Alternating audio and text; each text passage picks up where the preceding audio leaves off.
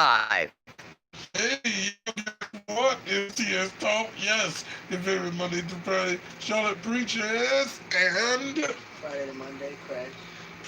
yes, bitch. I'll say it. So today's episode is transgender athletes. We'll give you our opinion after about all those minutes of monetizing. And I'm gonna eat during this video since it's so fucking long. Let's go.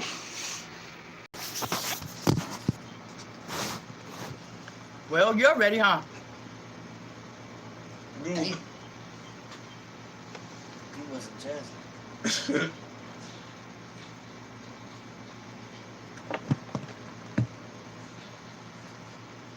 Oh, let me turn this down so that focus.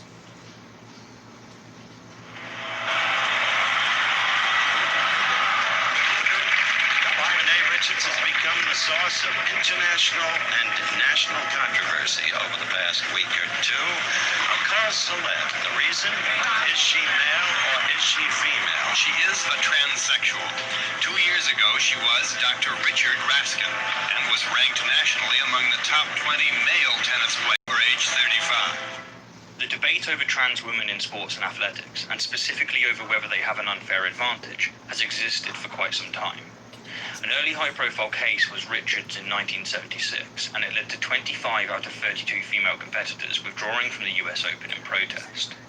The debate was then, as it is now, incredibly divisive, and that's because it's driven by two completely polarized groups, who are, in my opinion, both wrong. On one side, somewhere on the right, let's say, people are acting as if trans people still have, despite hormone therapy, pretty much all of the benefits that they receive from male puberty. And the more dogmatic among this group are straight up calling trans women men in dresses. The dude destroyed it at a women's powerlifting meet. Do you not hear what I'm saying? He got 4 for 4. Every single thing, every single event he went into, he was breaking records. Got one here that says, how is the decision unacceptable? It's a bloke in a dress. The very way we are built bloke. is different. This isn't something that should be offensive to anyone. It's science. Science is what it is. It doesn't care about anyone. He broke were women's squat, women's deadlift, and women's bench press. While on the other side, somewhere on the left, let's say, people are acting as if trans women pretty much no longer have benefits that they receive from male puberty. And the more dogmatic among this group are straight up insisting that sex itself is merely a social construct. So bottom line, being born male doesn't give you a physical advantage competing in female MMA? No, not at all. I'm actually at a disadvantage. We also now think that sex is social.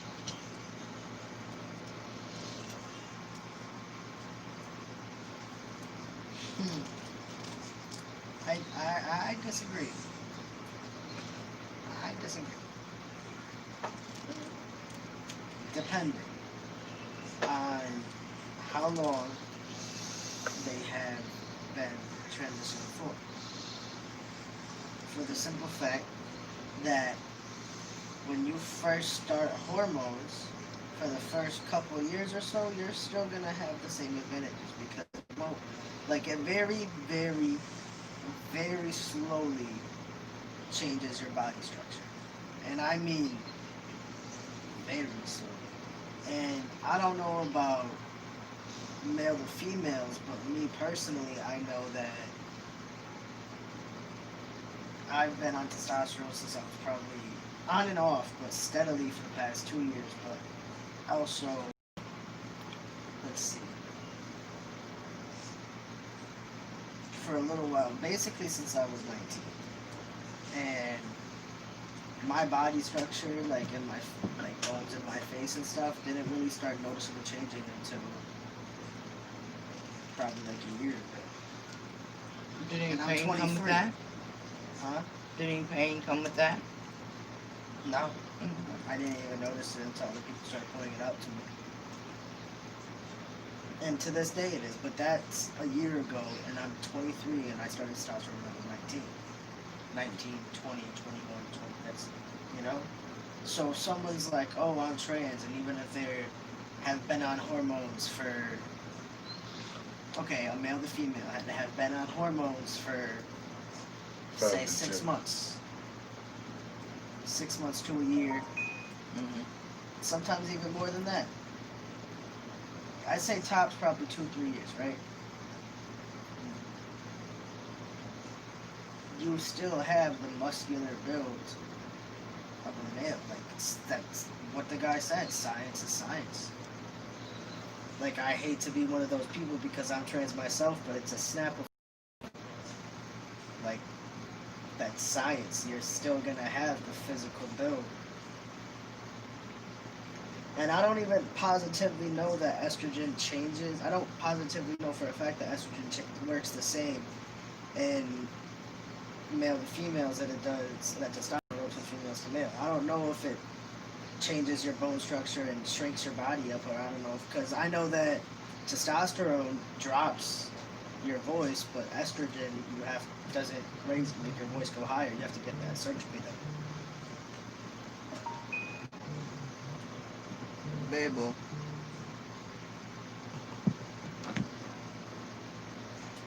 I know. So I don't know if in male to females, does estrogen change the bone structure? Yeah. So it makes like, but how long does it take to do that? I mean, you have to have facial feminization surgery, because it makes things... Not facial, I'm talking body build. I'm talking arms, torso, You're supposed to legs. give them hips. But that's just, because of fat transfers. But still there's some type of body shaping. Yeah. Yeah. So what I'm saying is, in my opinion, I think... Them niggas still be niggas. I wouldn't put it that way, because that was offensive, but So I think you're basically saying that body structure is basically still the same. Yeah. Well, basically. For a long time, it's going to be the same. So unless these people are coming in like 5 years in. Okay, so you're saying that there has to be, There doesn't have to be nothing. If they're already letting them play, let them play. Shit. But people are right to have that opinion of what I'm saying. I'm totally right having my opinion because that's the truth. Yeah. That's how the hormone. They're not gonna automatically like, oh, I'm going on estrogen today, and then boom, you're a female. Yeah. And nobody would ever think you were a nigga again.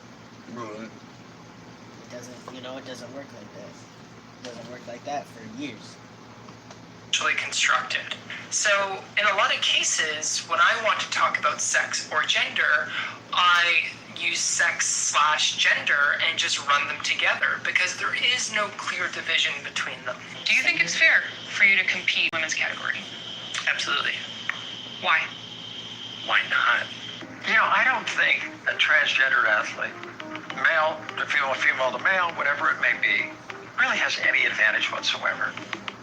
The truth on the matter, however, is where it normally is, between the two extremes. And within this video, I'm going to do my utmost best to show this to be the case. This is, do transgender athletes have an unfair advantage?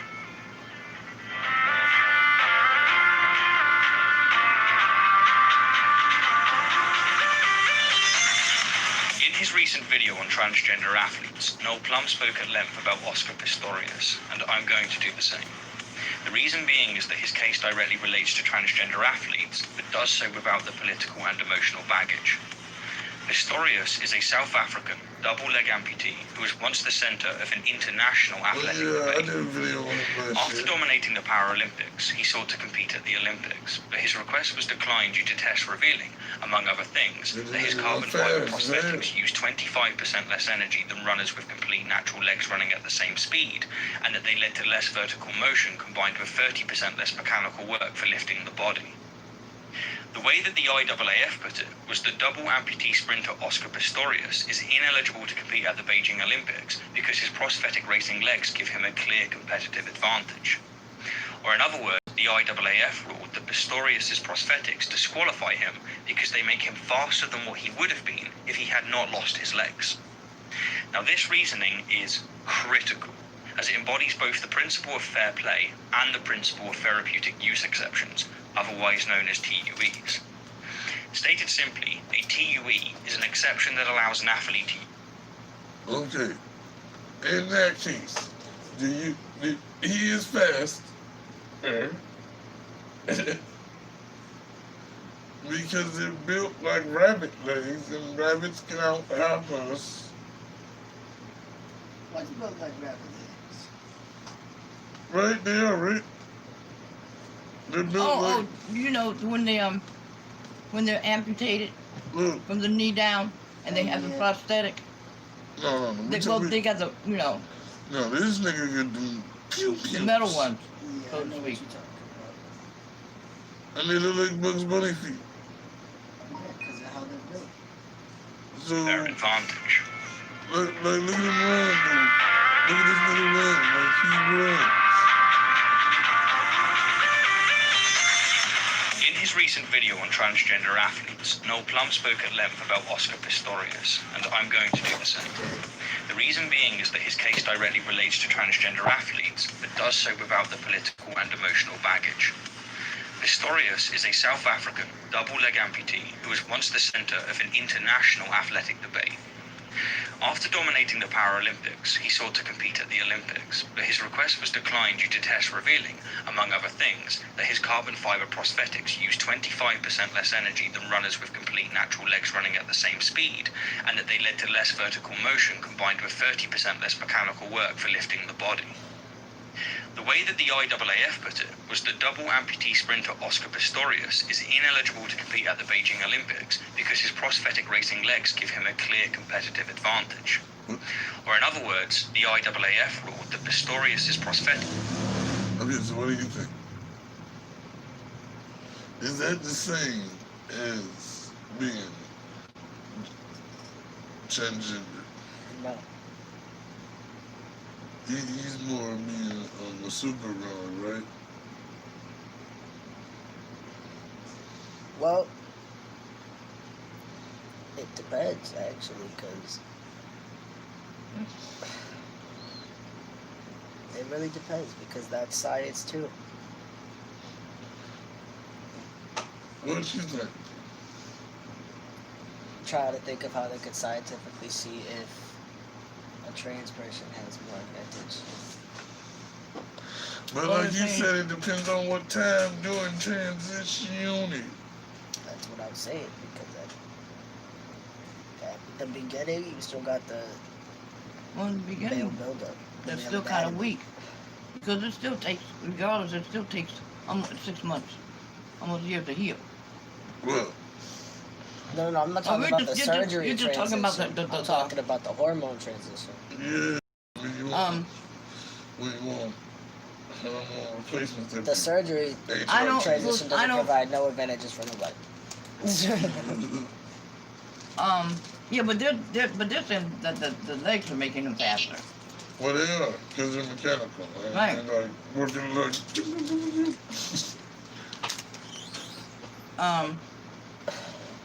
I'm sure if it hasn't been a while, then you But still. in that case, yeah, that nigga's faster. I don't care what the bullets is. That nigga's out.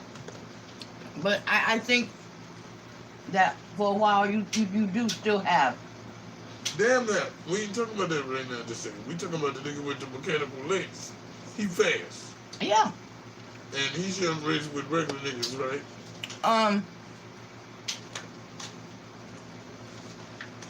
You should. But I think in order to Okay, wait. Where did you come across with that reason?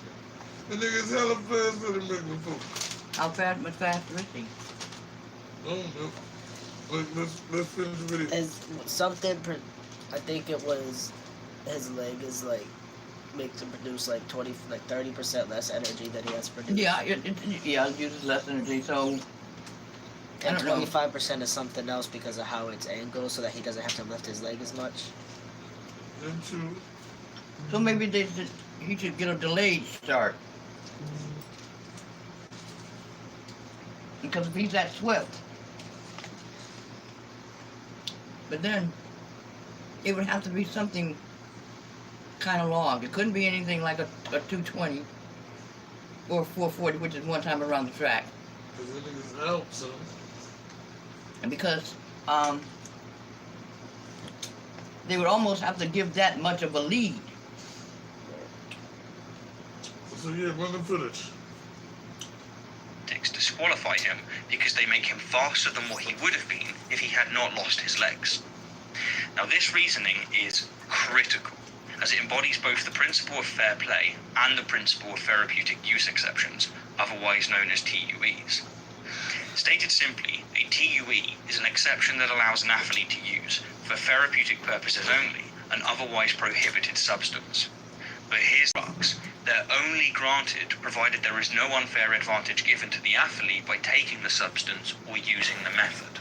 What this means is that an athlete who suffers from a deficit, such as asthma, hypogonadism, or indeed limb loss, can take an otherwise strictly prohibited substance or technological aid to neutralize that deficit.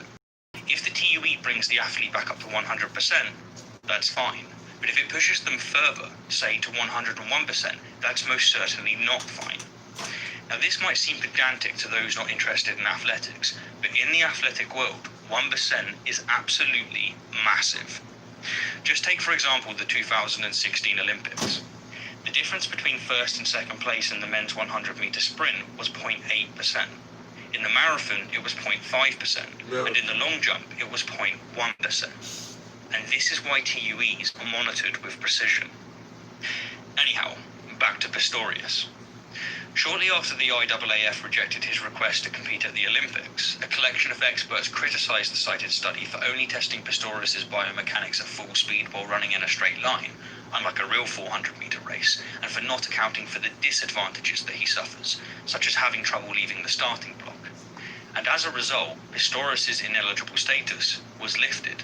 He was allowed to compete. Now, what's of particular interest here is that Pistorius' defence entirely accepted that his prosthetics give him some significant athletic advantages over able-bodied athletes, but they argued that they don't nearly make up for the many disadvantages that he has, and that therefore, as a net, he doesn't have an advantage. Now, I appreciate that this might seem off base, but as we move on to the transgender athletic debate, please keep in mind the principle of fair play, the principle of TUEs, and Pistorius' case as a whole. Okay. Before the onset of puberty, the competitive performance between boys and girls is largely the same. There are some differences, of course, and they're likely the product of both biological and societal factors, but the two groups are not entirely worlds apart. By the end of puberty, however, they very much are. 2,000 men in the world at the moment that can run 100 meters faster than the greatest female sprinter of all time. 2,000 men. 1,500 of the top male tennis players could beat Serena Williams. The difference is so great, in fact, that in the athletic world, it's literally known as the gender gap. And despite huge societal changes and massive economic investments, the gap has barely changed since 1983. The mean difference for all events is around 10%, and the range is from 5.5 to 36.8%. Now, as to why there's such a gap, the answer is both very simple and extremely complex. The simple part is that we're a sexually dimorphic species. That is, our males and females typically exhibit significant differences. But the complex part is that sex is nowhere near as binary as we once thought. Determining one's sex isn't as easy as looking at what's between one's legs and what chromosomes one has. These factors, along with hormone levels and others, heavily correlate with one's sex. But what it ultimately comes down to is gamete type. To really illustrate this, consider this. I've had my genes tested, and so I know I'm male in every biological sense of the word. I have the potential to produce sperm gametes, have a Y chromosome, and, while I'm not the most morphologically gifted man in the world, I'm certainly not the least. But if I had complete androgen insensitivity syndrome, all of my most prominent features, including my genitalia and body, would be female.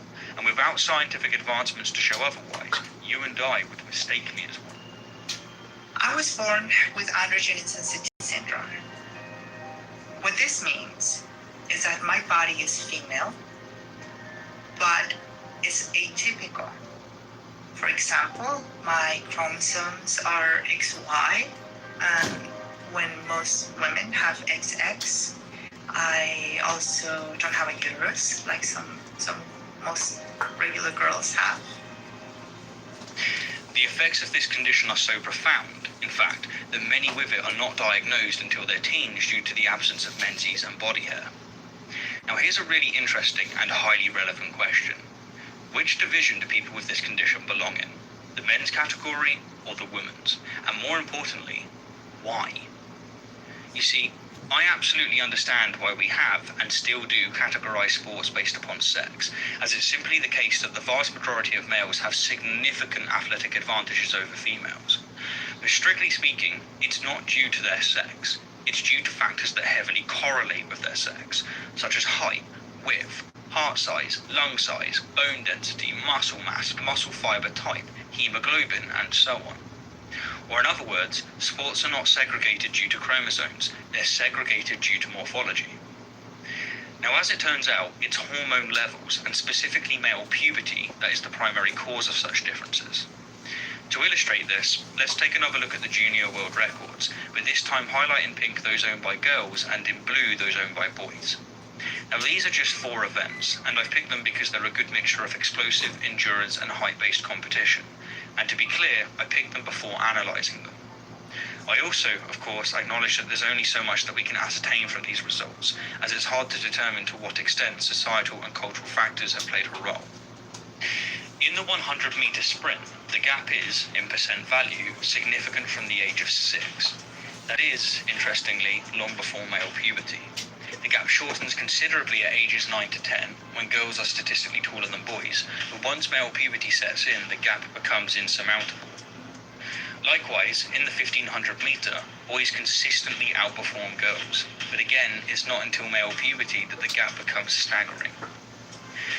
In the marathon, however, it's not so clear-cut. While there are a few exceptions, up until the age of 15, the difference between the sexes, in percent value, is very small. But from 15 onwards, there's no competition. Boys massively outperform girls. And in the standing long jump, which is an event in which height plays a critical role, girls outperform boys, and especially so during the ages that they're statistically taller, until, you guessed it, male puberty. And at that point, the gap blows up. Hence, the gender gap can be fairly correlated to male puberty, in which males go from the same testosterone levels as females, that being typically between 0.3 and 2.4 nanomoles per litre, all the way up to being typically between 7 and 32 nanomoles per litre. And what further corroborates this correlation, and indeed pretty much solidifies it entirely, is the countless studies we have on testosterone in relation to athletic performance. To name just a few, a study conducted on over 1,000 elite female athletes showed that those with high levels of natural testosterone, which, to be clear, still rarely exceeds 2 nanomoles. I have a question.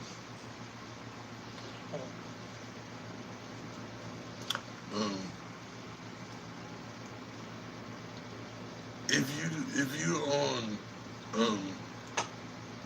hormone replacement therapy before you get puberty, and when you're grown, do you think it will make a difference? Before you hit puberty versus when you were grown? Yeah. Like if you do it like 13, 14 versus your 20s and 30s, do you think the athletes would make a difference then, or it's still the same? It would still be the same problem or argument. Well, then they would,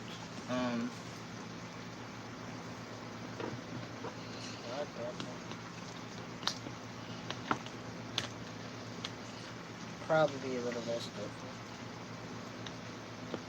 If it was like early on, you mean? Like Yeah, they like- started it before they hit them.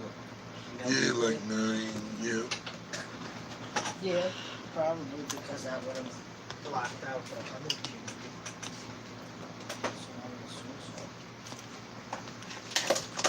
Right.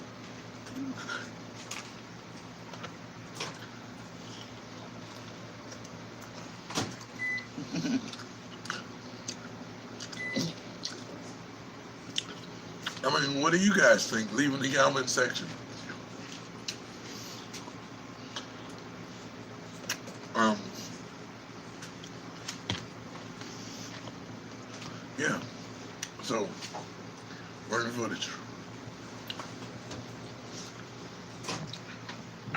litre, had a 1.8 to 4.5% increase in athletic performance in most track and field events, though not all.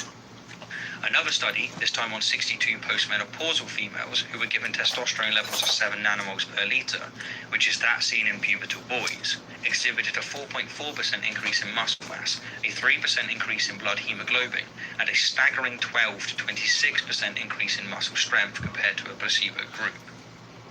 And studies on trans men are even more compelling. To give just 2 examples, one study of 17 trans men who were given 30 nanomoles of testosterone per litre for 12 months resulted in a 19.2% increase in muscle mass and a 15% increase in red blood cells. And another study of 23 trans men on cross-sex hormones for 1 year resulted in a 10.4% increase in muscle mass, an 18% increase in grip strength, and a 9.7% loss of body fat. And so, it's fair to say that in most sports, testosterone matters. However, it's extremely important to note that testosterone is not the be-all and end-all. One large thing to consider, for example, is that while testosterone is highly influential on our height, width, and limb length during puberty, after puberty, which is where most trans men transition, it has little to no effect on these things whatsoever, as once our growth plates have fused, they stop growing. And so while trans men are granted many significant athletic advantages by taking testosterone therapy, I would argue that, in the case of those who transitioned after puberty, their TUE, if you will, puts them nowhere near the 100% mark. And that in the case of those who transitioned before puberty, their TUE puts them above 46XY males who are prescribed testosterone, which is to say, at or below the 100% mark. When it comes to trans women, however, the TUE situation is reversed. Rather than ensuring that their hormones, or TUE, does not put them above the 100% mark, we need to ensure that their TUE brings them down to or below the 100% mark. And until we can show this to be the case, we have not fulfilled our burden of proof. And yes, considering the many benefits of male puberty, the burden is on those who are asserting that HRT sufficiently mitigates said benefits. Now, in the rarer cases of trans women who... Okay. So,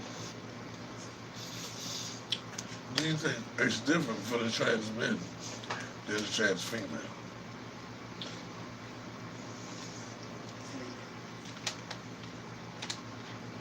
Because you would... I think it's a little bit harder because what they're trying to say is that they still are retaining some of whatever it is that makes them, or retaining some of the testosterone. You know what I'm saying? So that, like you said, they don't lose it completely. The female to male, she still kind of got some of that with her. So she wasn't a male in the first place, so she's not bringing anything with her. Okay. Yeah, that one doesn't really have a disadvantage. Female to male in the sports world doesn't really have a disadvantage. But a male to female, that's kind of different. Yeah. But the problem that lies with that is that you can't really separate that and separate that. And be like, well, you can't really be like, well, female to males can play sports on a male's team, but male to females cannot play sports on females. Well, you know what? You can change the... Because the world will go fucking crazy. You can't over change that. the structure. You can change whatever, but you can't change the structure. I know. So there's so they're something gonna have to say both can't. Now you know how a female, we should try this, can stand against a wall and bend down, but a man can't do that. No.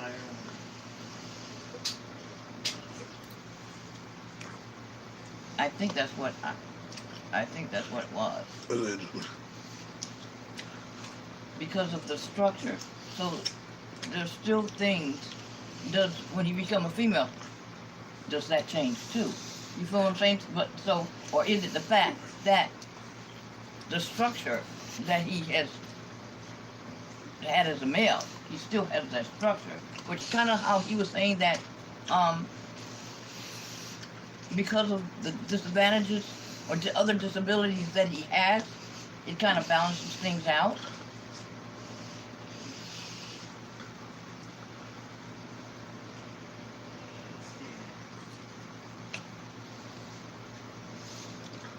Because I don't think if they couldn't been that way before, that they could been that way now. Roll that footage.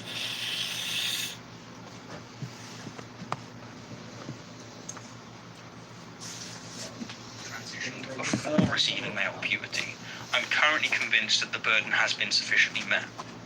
The one thing that gives me slight pause, however, is just how large the gap is between pubertal boys and girls in events such as the 100 metre. As one, fast-twitch muscle fibers play a vital role in such events, and two, there's conflicting studies on just how the muscle fibers are developed and to what degree male puberty has a role. However, the most compelling study that I found is one that consisted of 113 unfortunately deceased people aged between 1 and 20 years, and it observed that, quote, before the age of 15, there is no difference between muscles from males and females. And so given this, perhaps it's fair to attribute the current large gap to societal and cultural factors alone. But honestly, I'm not sure. But when it comes to the burden of proof in reference to whether or not trans women who transitioned after male puberty have an unfair advantage, I think that it depends on the sport. The limited studies that we do have tell us very clearly that HRT reduces their red blood cell count and hemoglobin to within the range of 46XX women, that it dramatically increases their body fat, and that it significantly reduces their muscle mass. However, these same studies also tell us very clearly that HRT has no effect on their height, width, or limb length, very limited to no effect on their heart and lung size, limited effect on their muscle fiber type, and that it actually increases their aerial bone mineral density. And so, to put these findings into context, in long-distance running, in which an abundance of slow-twitch muscle fibers and hemoglobin are evidently paramount, it might well be the case to say that trans women don't have an advantage, as HRT reduces their hemoglobin to that of 46XX women, and 46XX women tend to have more slow-twitch muscle fibers altogether. Add to this Joanna Harper study, in which she measured 8 trans women runners before and after HRT, and found their performance to be comparable in light of age grading, and I think there's a strong case to be made. However, in explosive events, such as weightlifting, combat sports, hammer throw, and sprinting, I not only think that the burden has not been met, I think that the research that we have done has made it heavier than ever, which is to say that the attributes granted from male puberty that play a vital role in explosive events, such as height, width, limb length, and fast-twitch muscle fibers, have not been shown to be sufficiently mitigated by HRT in trans women. Or to put this more bluntly, I think there's a good reason as to why we're seeing trans women who have experienced male puberty doing so well in weightlifting and other explosive events. Their TUE is, in the majority of cases, well above the 100% mark. So this powerlifter, Mary Gregory, put up a post on Instagram that she won 9 out of 9 events, meaning she got 3 white lights on all 3 lifts, setting a new Masters World Record squat, a open bench press world record, and a Masters World Deadlift record. And this was in the 100% Raw Powerlifting Federation. So in contrast to the last story that we talked about, In conclusion, and to reiterate more clearly my current views, and it's important to stress, by the way, that these are just my views. I'm not a biologist, physiologist, or statistician, though I have had people check this video who are. My answer to the question, do trans men have an unfair athletic advantage, is no, I do not think they do. In fact, I think they're typically at a massive disadvantage. While testosterone has significantly increased their athletic performance and dramatically altered their body, their TUE either hasn't brought them anywhere close to the 100% mark, as is the case with those who transitioned after their growth plates fused, or they're equal, as is the case with those who transitioned before their growth plates fused. My answer to the question, do trans women who have not experienced male puberty have an unfair athletic advantage, is no, I don't think so. From my reading of the scientific literature, it seems that all of the primary athletic advantages enjoyed by typical males are directly related to hormone levels and male puberty. I might be wrong, of course, but that's my current perspective. In other words, their TUE keeps them at or below the 100% mark. And my answer to the more controversial question, do trans women who have experienced male puberty have an unfair athletic advantage, is it depends on the sport. In some events, such as long-distance running, in which hemoglobin and slow-twitch muscle fibers are vital, I think there's a strong argument to say, no, they don't have an unfair advantage, as the primary attributes are sufficiently mitigated.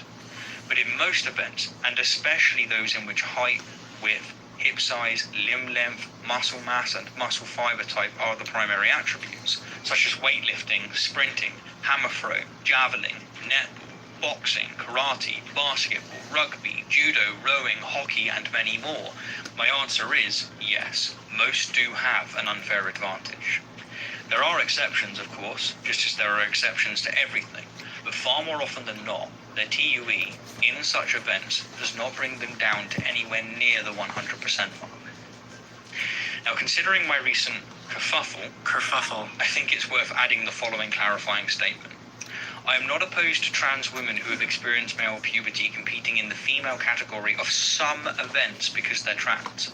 I am opposed because the attributes which are granted from male puberty that play a vital role in some events have not been shown to be sufficiently mitigated by HRT. It's not about whether or not they're women, it's about whether or not fair play has been maintained. Do I make myself clear? And finally, my answer to the question, are the current Olympic rules fair, of 1, identifying as a woman, and 2, having less than 10 nanomoles of testosterone per litre, is no, definitely not. And I'm flabbergasted that a respected committee ever ruled that it is. Anyhow, for what it's worth, that's my views on this controversial subject. Now, I'm fairly certain at this point that I've adequately disenfranchised myself from the far corners of all on this debate. But do you know what? That's a good thing. Next. As always, thank you kindly for the view, and an extra special thank you to my wonderful patrons and those of you who supported the channel via. With him. You must believe what you say. You are boring. But yeah, it makes a lot of sense. It does. No doubt. So yes, I agree. It's sport. And it's whether you talk about Monday to Fridays and Friday to Mondays. And today, later on tonight, Lord, we're gonna make Swedish turkey balls. Baby. Excuse me? Swedish turkey balls. actually, a sweet meatball, but we have to use the turkey.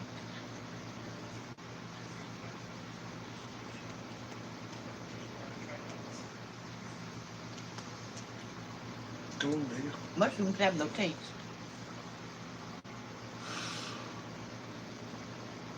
Are they full of taste for you?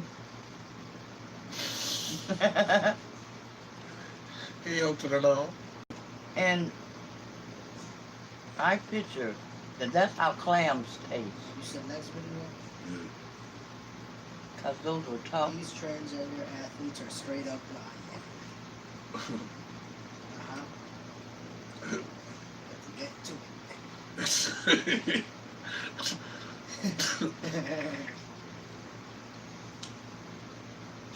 Right after this ad.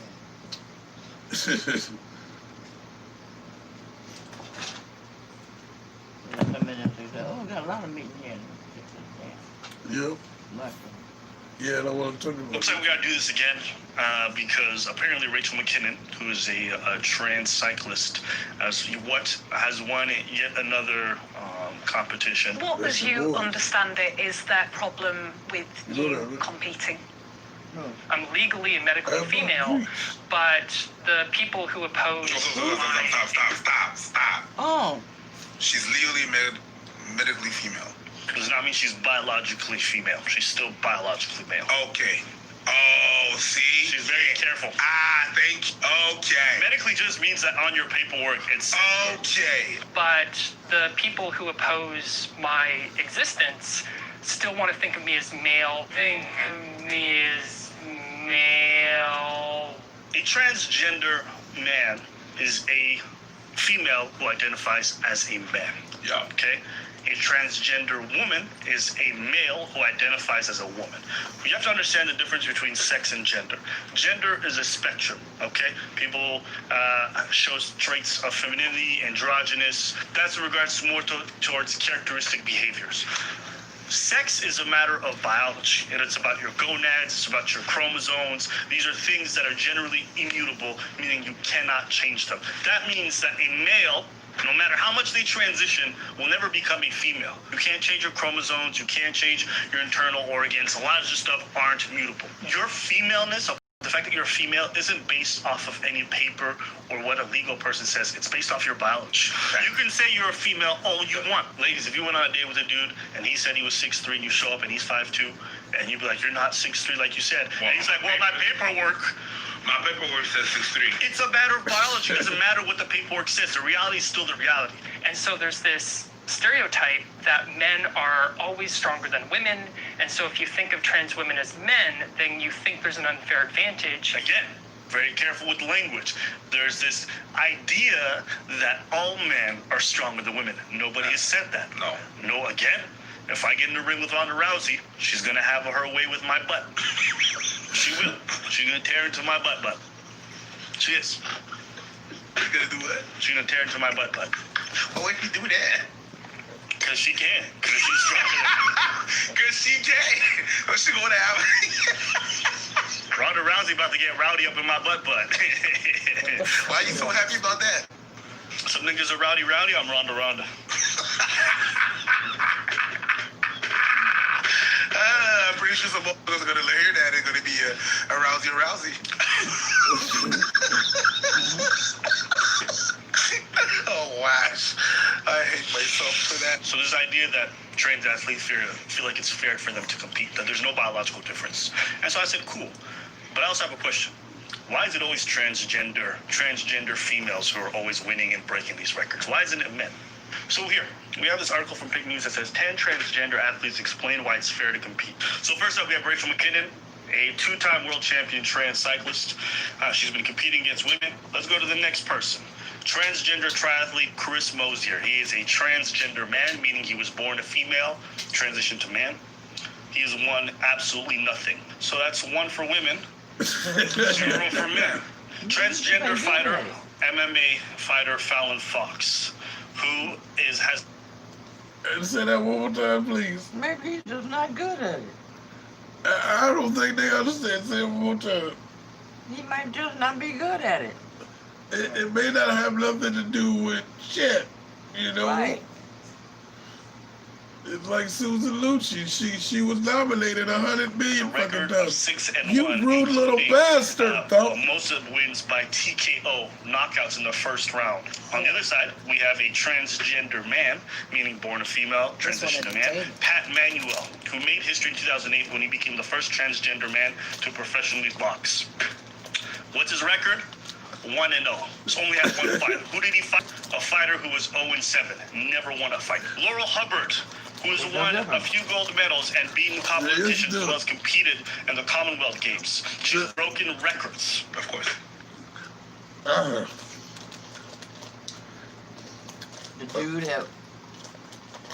other dude had one other fight and he lost. No.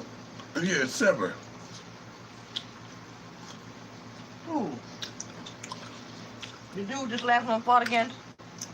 Yeah, he had 7 fights. He lost all 7.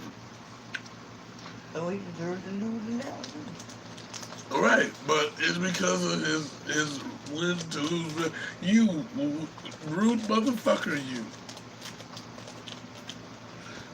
I want y'all to hashtag Crash is a rude bitch at the bottom, please, because he is. And go. And then we have transgender swimmer Bailar. transgender male, meaning born female, transition to man, was a winner up until 2012, transitioned, and then never won anything ever again. Then we have transgender wrestler Mac Banks, who was born a female, transitioned to man. And he has won the high school state wrestling championship in 2017, 2018. So this is the first transgender man who's won something at a high level. Only problem is he's competing against women while on testosterone. So you have a biological female on testosterone competing against women and annihilating the competition. Even when they make their own articles, have their best examples of biological female competing against biological males, they never win anything. They never compete at the highest level. They never show out in a real way. But notice that all the biological males who transition and compete against females, they were making records. So if this is so fair, how come there aren't more transgender men winning? Because it's not. That's the answer. Because it's not. The answer is because it's not. Sport as a human right. Just explain what that means for you. We care about the Olympics. We care about sport. It is central to society. So if you want to say, well, I believe you're a woman for all of society except this massive central part that is sport, then that's not fair. So fairness is the inclusion of trans women. Is it fair when someone who has a... This is the part of the show y'all not gonna like me so well.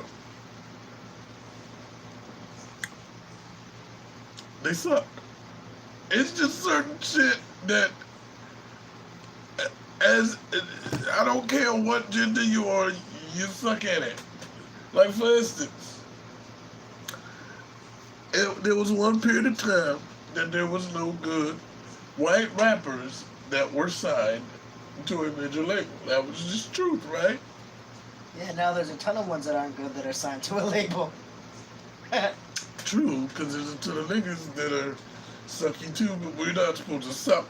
You know, when you have your sport, you're not supposed to suck at it. Don't you miss the days where people that couldn't rap just didn't rap?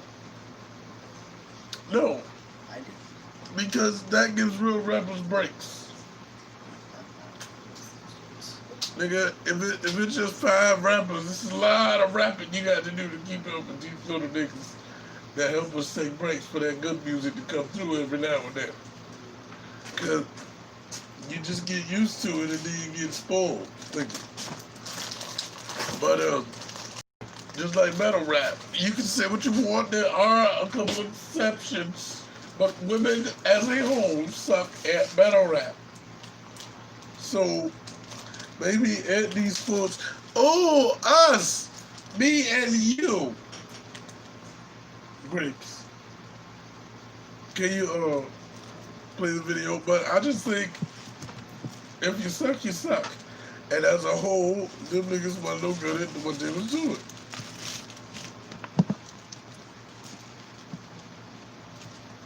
Everybody ain't good at what they like to do.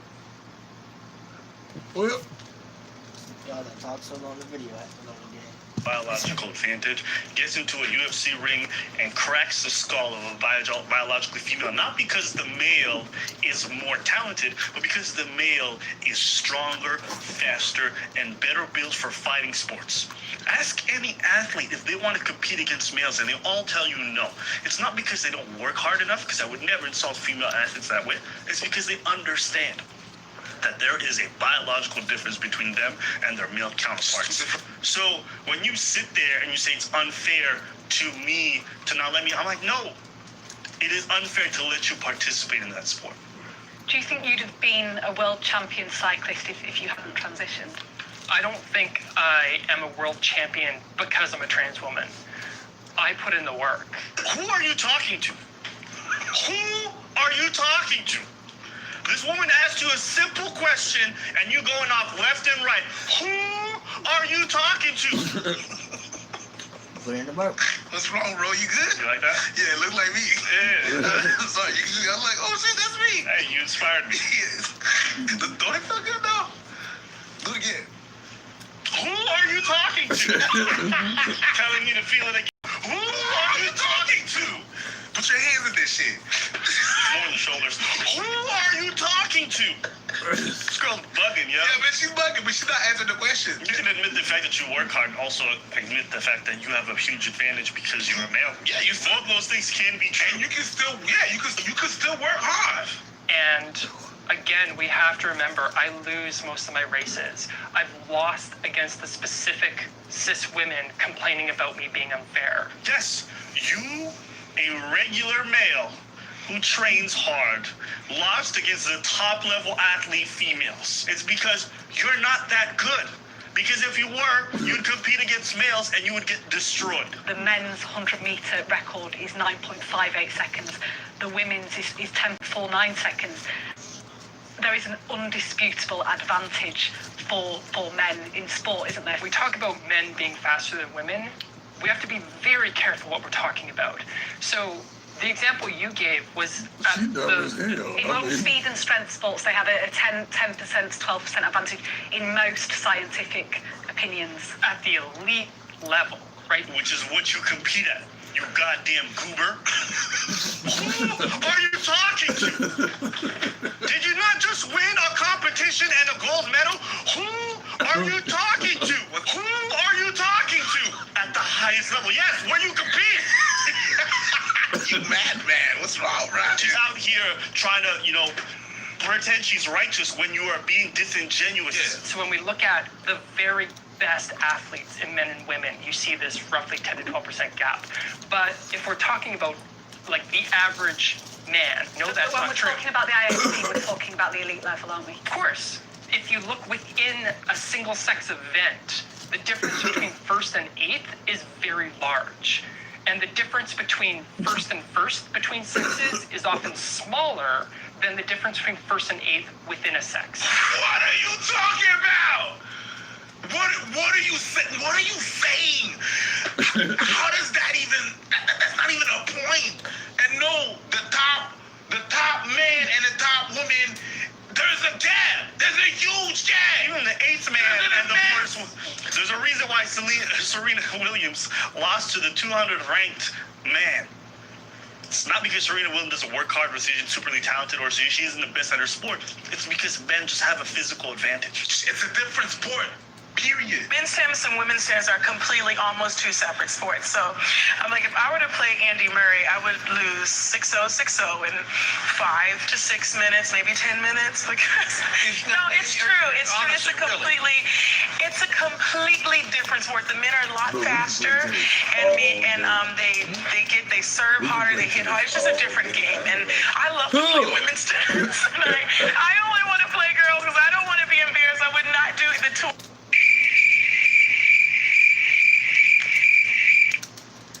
So by that logic, would you not have male or female categories whatsoever?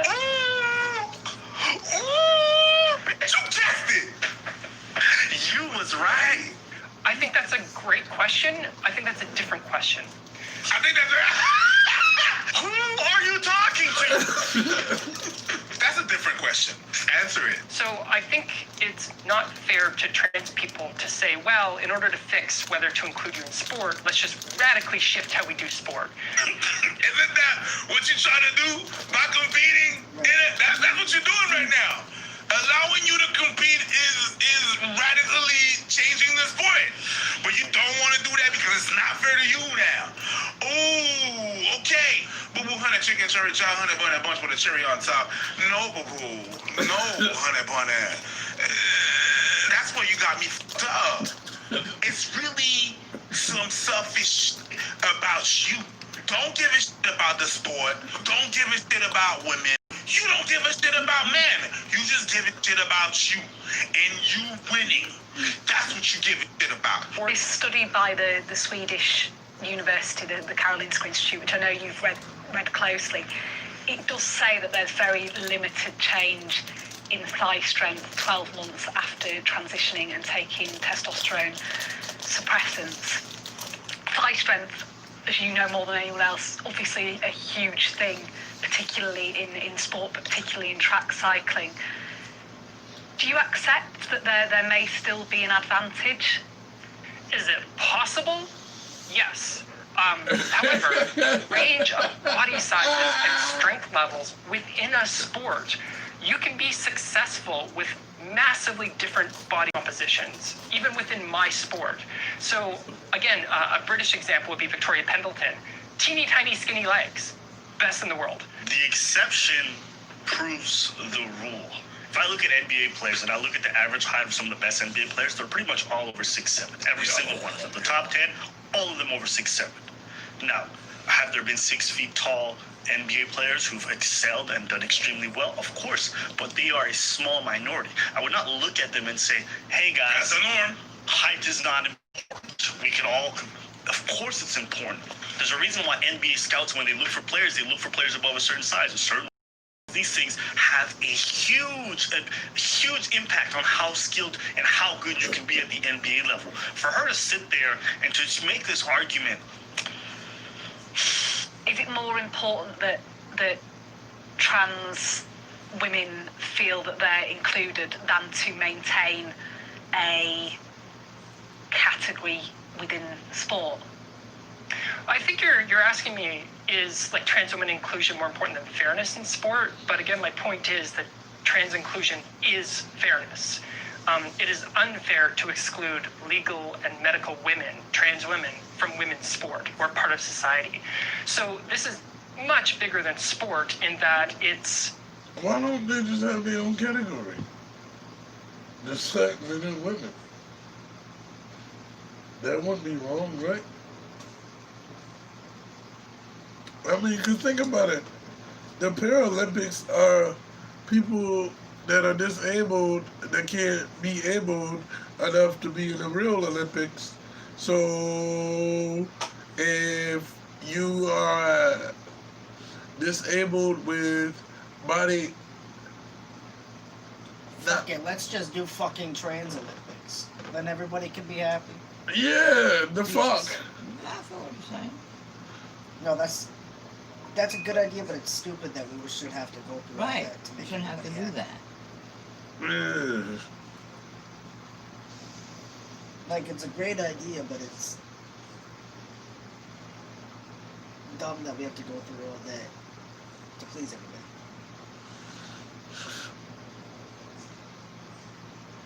So we're our own race of people and shit. I mean, I personally am agreeing with these guys. Like, I don't think... It's fuck out of here, right?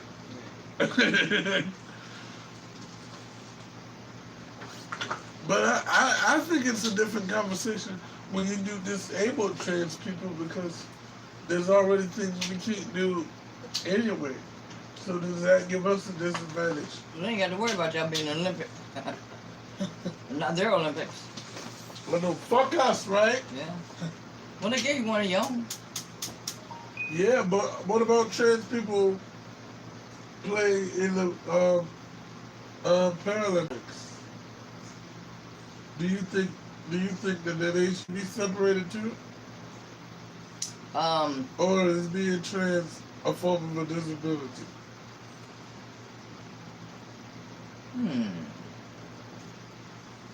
And I'll say that closer to the camera when I return.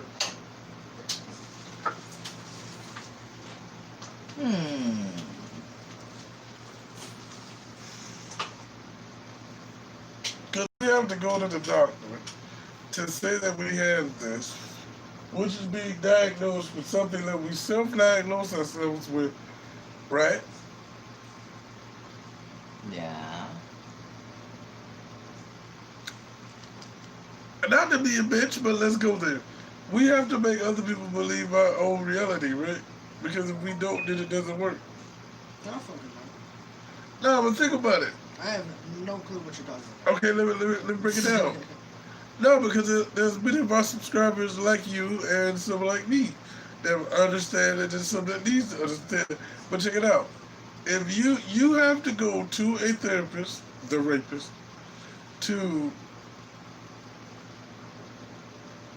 they have to believe you have this to write it down so that the state will pay for certain procedures. If you can't convince them of this, you don't get said note, written letter that said this, right? But in other things medically proven, if you Yes, if they think that you're not really trans, then they will not. right, so I had a therapist tell my mom he didn't think that I was really trans. And he had only been seeing me for like a month. What do you think you are? Blaine? American, I guess. can I get an episode, please? But what I don't understand is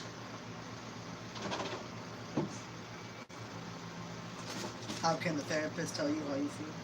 yeah. Right. But I also understand that most things you can diagnose because, can I say? Because if, like, you have a broken leg, you can see the broken leg. You get what I mean? Like, because therapy is set up because it's all, the therapist is going to automatically think that they know you better than you know yourself. Because that's what they were trained to do. Therapists are basically there to basically let you know, I know you better than you know yourself. They're gonna ask you questions and be like, oh, let me put this on paper and be like, this is what really going on, and they don't even tell you what they're putting down. Because they think that no matter what, they know you better than you know yourself. and really, they're just That's why they don't tell you what they write down in their shit, because they think that it was her argument, but they think that what they're writing down is correct. Like if I flip out, put it this way, right? If I Can I have a spoon, please? let me think of a situation. Wait, scoot up a little bit, please.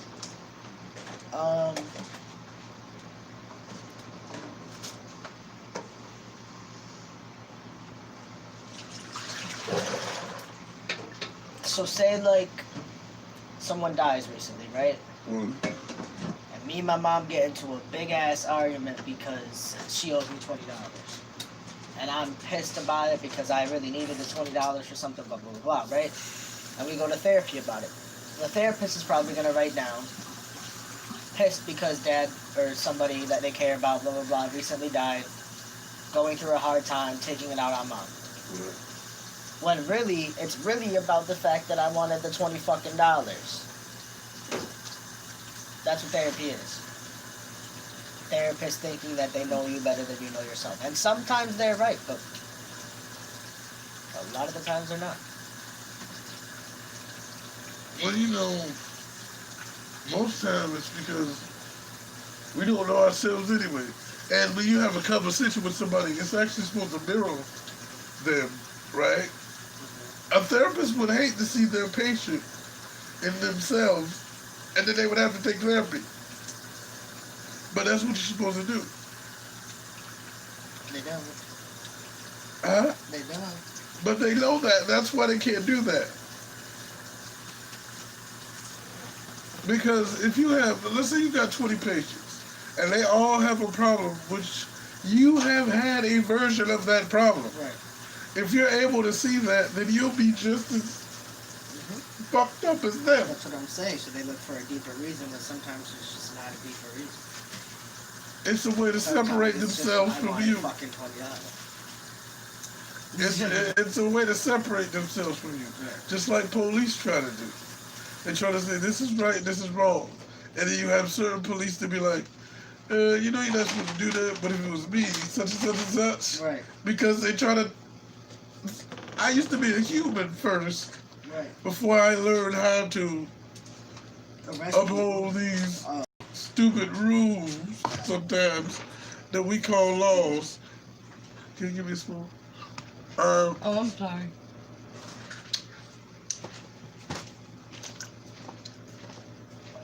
They're not as good. Mm-mm. But,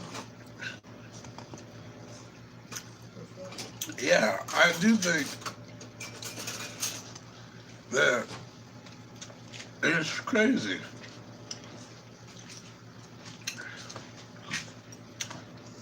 It's all about making people believe what you believe. It's really not being.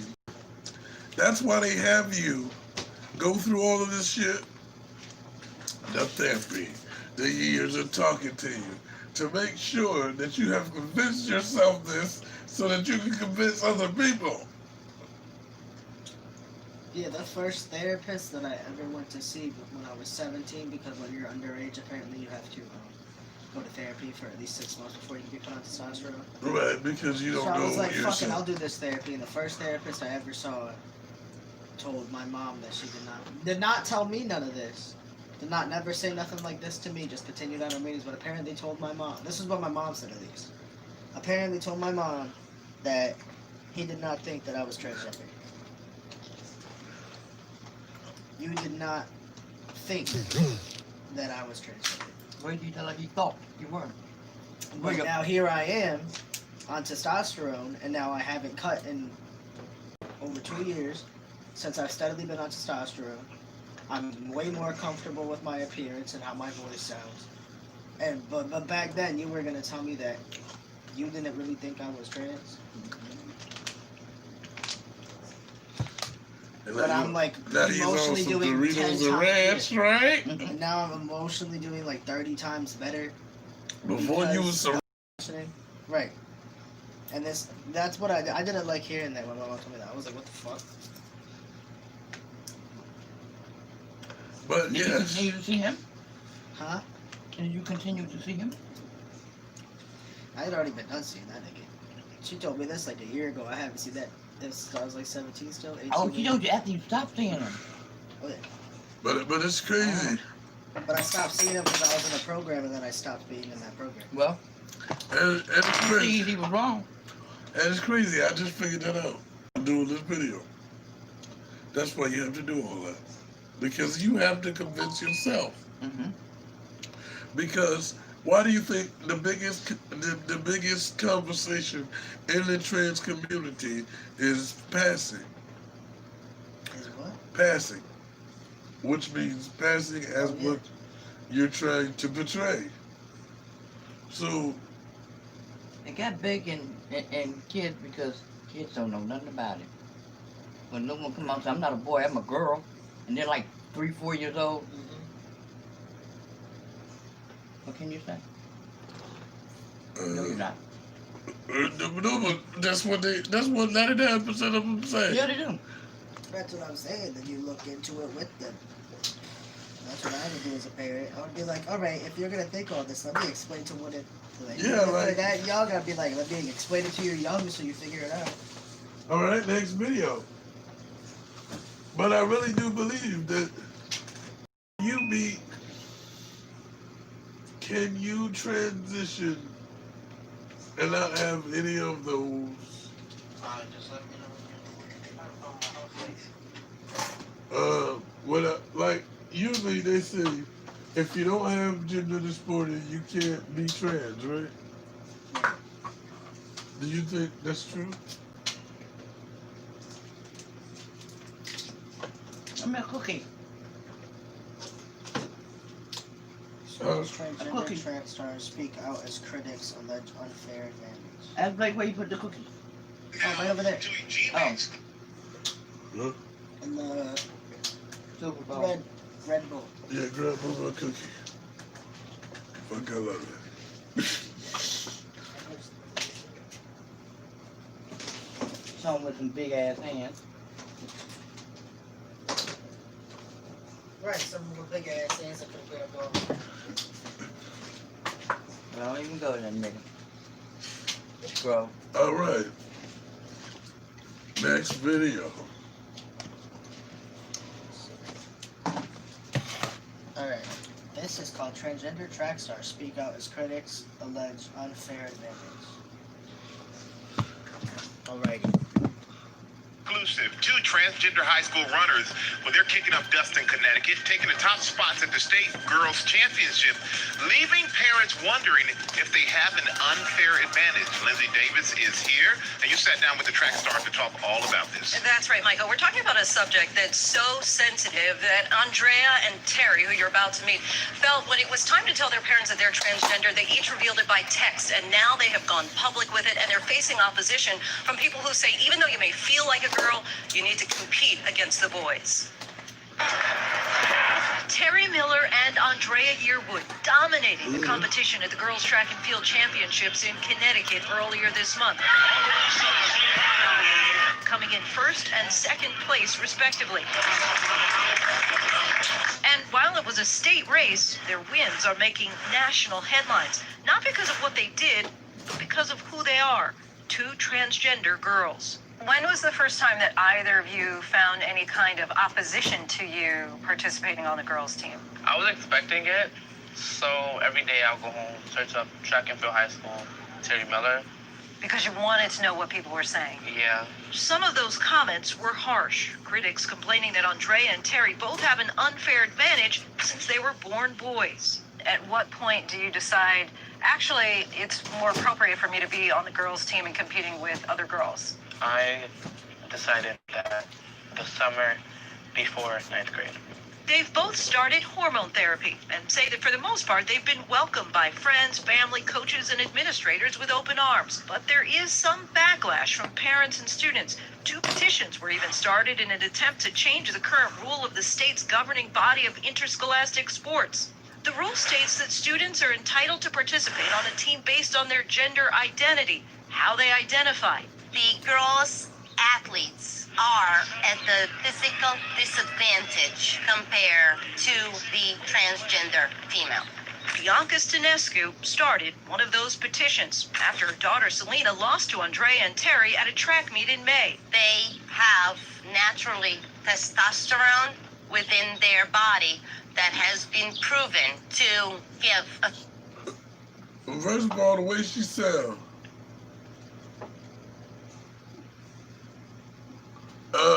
Okay, yeah, we're dying, so we're gonna have to end this episode. Okay, so we'll come back part 2. Bye.